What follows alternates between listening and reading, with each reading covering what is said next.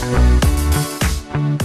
segment is sponsored by Binder Park Zoo. I am here with Allie Stoddard. She is marketing director here at the zoo, and we are in wild Africa, one of the best, most exciting parts of the zoo, to talk about what's been happening this summer. You've had a good year so far, huh? Yeah, it's been a great year. Yeah, still a lot of season to come, and I want to talk a little bit about what's going on, but let's address, where we're standing, because this is really a replication of the plains in Africa, and you give the animals in this exhibit a real life experience. Yeah, so this is an 18-acre exhibit. It's got mixed species, so we have giraffe, addax, zebra, bontebok, and ostriches, as well as some other bird species as well that all cohabitate on this exhibit every day.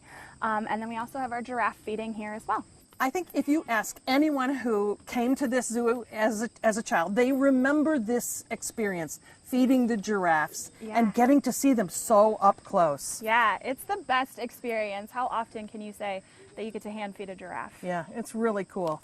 Well, let's talk about what else is going on at the zoo, because you've got some construction, you've got all kinds of things happening. Let's talk about new animals. Yeah, so we have a couple new animals this year.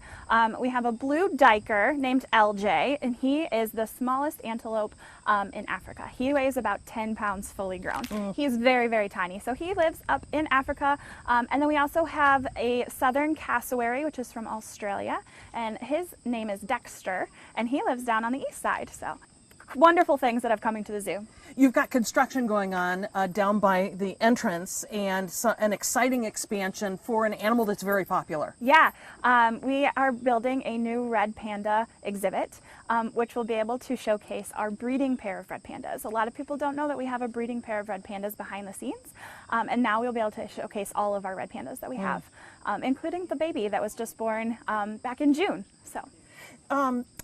You have also got this high ropes zip line experience. Talk about that. That has been a fantastic addition. Yeah, so SkyLark Ridge was built last year, opened in September, and it was fully funded by donors and friends of the zoo, which was pretty exciting. It is a 3-story structure that has about 45 elements and 5 zip lines on it, and you can go whatever way you want. It's not a predetermined course, so you can ride the zip lines as many times as you want. You can go on all the challenging different elements. You're about 36 feet up in the air, which is pretty exciting. Separate ticket in addition to... It is a separate ticket, yes. Yeah, and there's an experience for the little ones, because the high ropes are a little bit dangerous for the small ones, but you took them into consideration too. We did. So the large structure is for guests that are 48 inches and over, and then the smaller structure is for guests that are under 48 inches.